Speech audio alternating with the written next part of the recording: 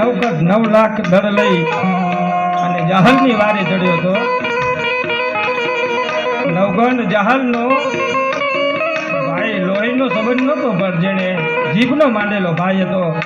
9 લાખ દળ લઈ અને નવગણ જ્યારે ચડ્યો જહાલની વારે, 7 સમંદર હતા, 7 શાયર હતા.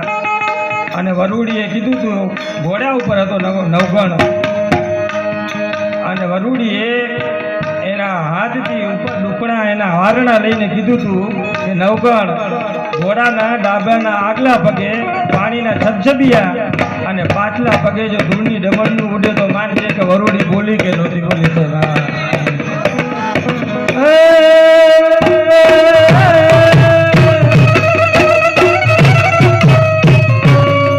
9 લાખ ધન લઈ ચડ્યો નવગણ ખબર